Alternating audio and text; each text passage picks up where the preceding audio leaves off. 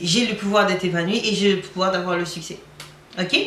Donc, vous avez également ce pouvoir-là. Un autre truc que je vais vous dire qui est aussi en lien avec le fait de ne pas s'acharner sur soi, c'est ne jamais laisser s'abattre. Quand vous réussissez pas quelque chose, quand vous avez un échec, dites-vous que c'est aussi une façon d'apprendre. Pourquoi vous avez raté? L'échec, c'est pas toujours une fatalité en soi, ça peut être aussi une façon d'apprendre, une leçon. Peut-être que vous êtes allé trop vite, peut-être que vous n'avez pas fait attention aux détails, peut-être que vous êtes allé trop tôt, il fallait attendre un peu. Peut-être que vous avez sauté des étapes, parce que j'ai déjà dit ça peut-être. C'est ça. Donc, il ne faut pas vous décourager parce que vous avez raté. Ok? C'est juste vous encourager, vous dire que vous pouvez toujours le faire. Prendre du recul et recommencer. Donc, c'est vraiment ça. Il parle aussi des six savers, des savers, des life savers. Je ne vais pas aller dans les détails parce que on n'a pas beaucoup de temps malheureusement, sinon la vidéo va être trop longue, j'espère que vous comprenez, mais il y va vraiment en détail dans le livre. Donc les savers, c'est ce qu'il fait durant son temps personnel qu'il a décidé, donc avant 8 heures, voilà ce qu'il fait. Donc S pour silence, bon ça c'est dans le livre, c'est un temps de méditation, lui il prend ce temps aussi pour prier. Personnellement, moi c'est ça que je fais, tu te réveilles le matin, tu prends un temps pour prier et puis après tu commences ta journée. Tu commences ta journée. Il y a d'autres étapes encore, mais l'étape numéro 1 c'est le silence. Le silence que j'aime bien aussi, c'est un état de transition entre le sommeil et le réveil. Donc ça permet à votre esprit de se réveiller en douceur et pas brutalement. Je sais qu'il y a des gens qui sautent du lit. En tout cas, chacun sa personnalité, mais moi je suis plus, je me réveille tout doucement le matin et puis c'est ça, tu te réveilles tout doucement, tu fais ta prière. Le deuxième, c'est A pour les affirmations.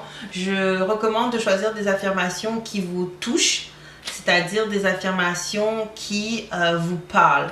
Donc vous pouvez faire des affirmations sur votre journée, vous pouvez faire des affirmations sur votre personne. Donc je suis jolie, je suis belle, je suis capable, je suis motivée, nanani, nanana. Il y en a plein, moi j'ai toute une boîte de motivation, mais je pense que c'est important de prendre des choses qui vous parlent, qui vont directement atteindre votre estime, votre personne et qui vont vous stimuler. Ça n'a rien de faire juste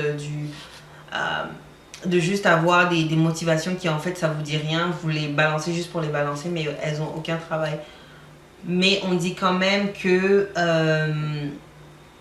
qu'est-ce qu'on dit, la répétition ça fonctionne, donc ça pourrait fonctionner dépendamment des personnes, mais je vous recommande quand même de choisir des choses qui vous parlent. Puis si vous avez une faible estime de vous, prenez des mots encourageants comme je suis jolie, je suis belle. Regardez les beaux aspects de votre personne, comme vous avez des beaux yeux, vous avez un beau nez, une belle bouche, des belles oreilles, une belle taille. Si vous n'aimez pas votre taille, parce que les femmes sont compliquées, si vous n'aimez pas votre taille, il y a sûrement des parties de votre corps que vous préférez. Ah, j'ai des belles jambes, j'ai des beaux... Faites-vous des compliments. Et oubliez un peu cette négativité de « Oh, j'ai des rondeurs par-ci, j'ai un bourrelet par-là, j'ai un double menton, je fais 90 kilos. » Non, commencez pas votre journée avec ce genre de négativité-là parce que ça va tuer votre journée en fait. Donc, c'est ça. A, V, c'est la visualisation, donc le vision board. Vu qu'on n'a pas beaucoup de temps, je vais arrêter de répéter cette phrase-là, mais je ne vais pas élaborer vraiment sur le vision board. Je vais faire une vidéo où je vais vous présenter un vision board et puis je vais vous montrer un peu à quoi ça sert, comment l'utiliser. Mais en bref, c'est un tableau où vous mettez vos objectifs à moyen, long terme. Moi, personnellement, je vous dirais de prendre vous pouvez en faire un par mois, ça peut être beaucoup de boulot. Vous pouvez en faire un pour l'année et le subdiviser en fait en mois. Mais bon, je reviendrai sur ça. Donc en fait, quand vous regardez votre vision board, vous dites ok, par exemple, je veux acheter une maison dans une année. L'année prochaine, je veux acheter une maison. Mais en fait, vous mettez ça là et puis chaque matin, vous regardez votre maison parce que vous mettez des images et puis vous essayez de faire en sorte que ce projet-là se réalise. Donc le vision board, c'est un peu ça. Moi, j'ai mis une maison, mais vous pouvez mettre plusieurs choses. Vous pouvez mettre plusieurs éléments sur votre vision board et puis essayer d'atteindre ces objectifs-là. C'est vraiment une bonne chose. Mettez-le dans un endroit, bon, en tout cas, j'en reviendrai, mais mettez-le dans un endroit que vous regardez tout le temps. Donc, moi, il est dans ma chambre, quand je me réveille, je peux pas le rater. C'est ça. VE, exercice physique. Donc, le sport. Le sport, c'est très important pour la santé, c'est important pour vous, ça stimule aussi la circulation sanguine. Le matin, je ne vais pas vous mentir, moi je suis pas vraiment sport le matin, je suis plus tôt sport à l'heure du déjeuner vers 11h et quelques. Le matin mon corps est super rigide, mais vous pouvez faire des choses comme les étirements le matin, ça passe aussi. Sinon il y en a qui vont vraiment courir très tôt le matin, à 6h du matin, ils vont courir 31h. En tout cas, dépendamment de vous, mais le sport quotidien, c'est vraiment très important. Ça, VE, il reste la lecture. La lecture, donc pour revenir, moi par exemple, le matin, ce serait plutôt un verset biblique pour commencer ma journée. Sinon, vous pouvez lire le journal, il y en a d'autres qui lisent le journal, vous pouvez lire votre livre du mois. Ou vous pouvez lire, donc j'ai dit le journal, le livre du mois, un verset biblique, je vois pas quoi d'autre vous pouvez lire. Hein. Vous pouvez lire aussi votre, comment on appelle ça, votre agenda, parce que j'y viens. Donc il y a écriture, donc vous pouvez lire votre agenda, regarder votre programme de la journée, voir ce que vous avez à faire, et puis c'est ça. Voilà, faut que j'aille vite. Ok, un autre point que j'ai aimé dans ce livre, c'est échapper à la médiocrité. Il explique comment échapper à la médiocrité. Pour lui, la médiocrité, c'est se contenter de peu et de lutter dans presque tous les domaines. Il y a beaucoup de gens qui se retrouvent dans cette situation. Je vous recommande de vous asseoir, de faire une pause. Prenez-vous un 5-10 minutes, faites une introspection, voyez ce qui ne va pas. Ça frappe beaucoup les immigrants. Puis moi, je suis au Canada, je suis immigrante au Canada. Donc, ça frappe beaucoup les immigrants. Mais prenez 2 secondes pour essayer de comprendre comment le pays dans lequel vous êtes fonctionne, les ressources qui sont à votre disposition. Parce qu'il y a toujours une façon de s'en sortir. Peut-être que vous portez des charges que vous ne devriez pas porter. Alors, ce serait bête que s'il y a des ressources pour justement pour vous ménager, de ne pas les utiliser.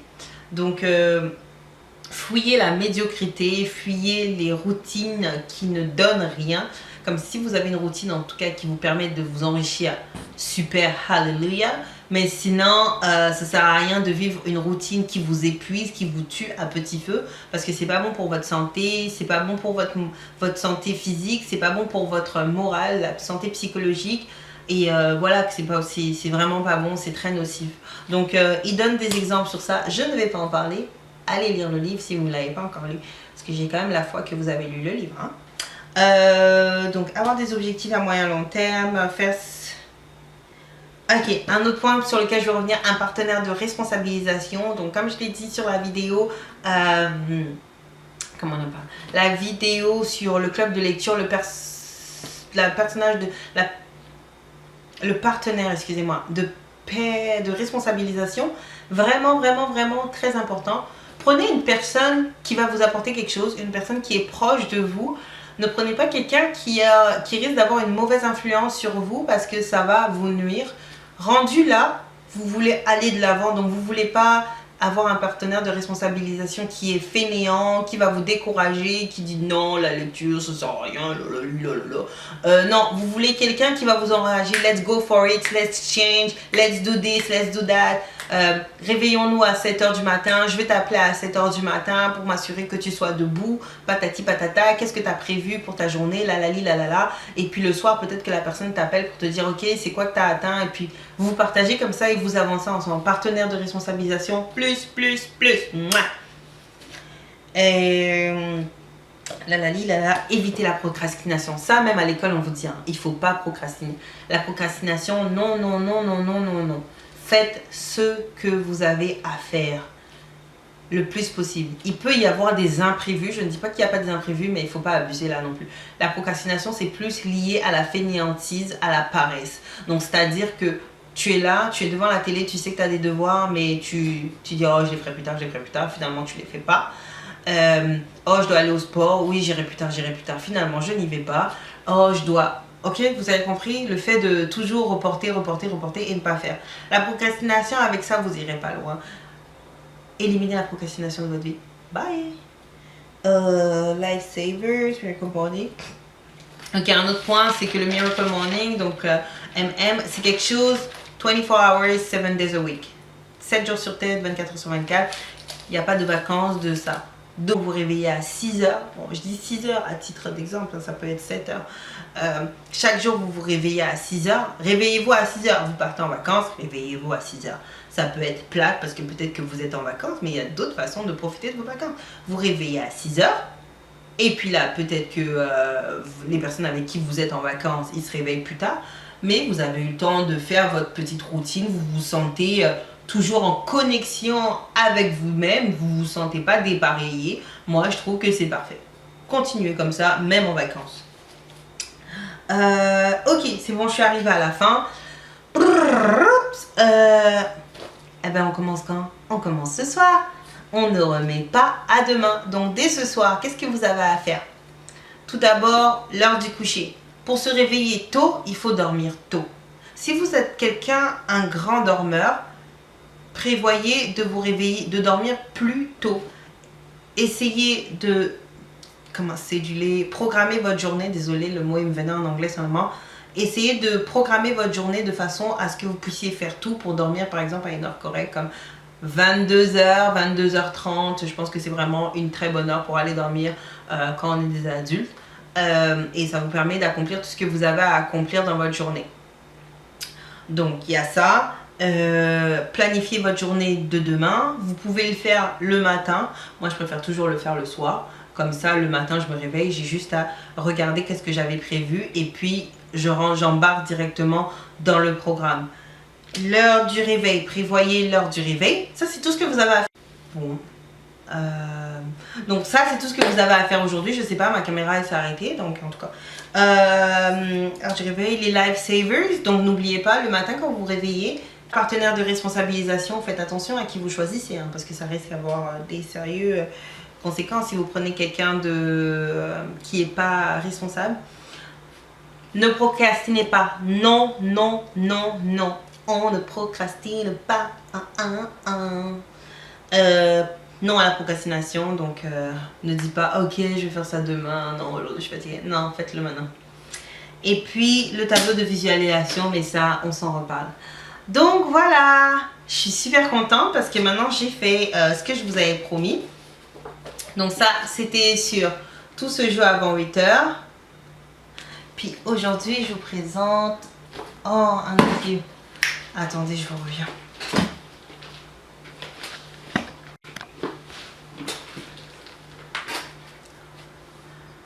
Ok, donc le prochain livre, roulement de tambour.